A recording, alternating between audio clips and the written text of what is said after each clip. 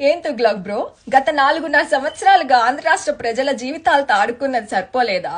ముఖ్యంగా యువత జీవితంతో ఆడుకున్నది ఇంకా సరిపోక ఇప్పుడు కొత్తగా మనం ఆడుకుందామని ఒక కిట్టిగాడిని ఒక దాన్ని అధికార చిహ్నంగా ప్రకటించావా? సరే, ఏ రోజైనా 4.5 సంవత్సరాల్లో స్పోర్ట్స్ కోటాలు 4 ఉద్యోగాలు ఇచ్చావా యువతకి? పోనీ మైదానాలు కట్టించావా?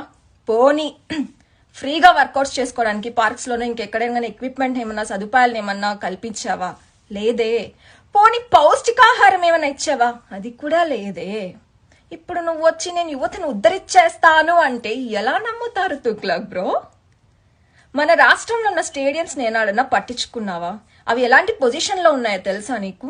గంజాయి తాగుతారు, మందు కొడతారు, అర్ధరాత్రులు అయితే పిచ్చి పిచ్చి కార్యకలాపాలు జరుగుతాయి.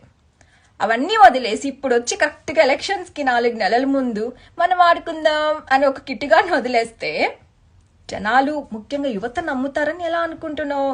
యువత పిచ్చా క్లారిటీతో ఉన్నారు. నువ్వు వస్తే వాళ్ళ జీవితం గంజాయిమయం, అధోగతి, బ్రతికే ఉండదని క్లారిటీతో తెలుగుదేశం పార్టీ వైపు, జనసేన పార్టీ వైపు ఉన్నారు. సరే, నాకు అర్థమైందిలే.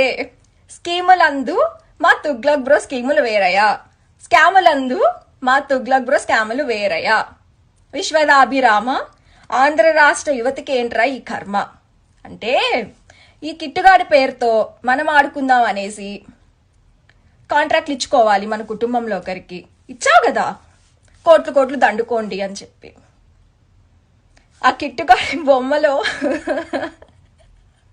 Hockey stick, tennis bat, ball ఈ కాదు తుగ్లక్ బ్రో నువ్వు పెట్టాల్సింది.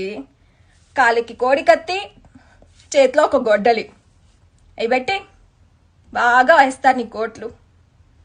పైగా మీ కుటుంబంలో ఎవరైనా ఈ కోడి కత్తి లేకపోతే గొడ్డలి ఉండే వాళ్ళకి కాంట్రాక్ట్స్ ఇచ్చేసాయి.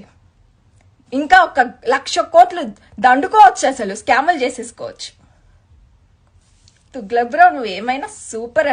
నేను మెచ్చుకోకుండా ఉండలే నీ విషయంలో.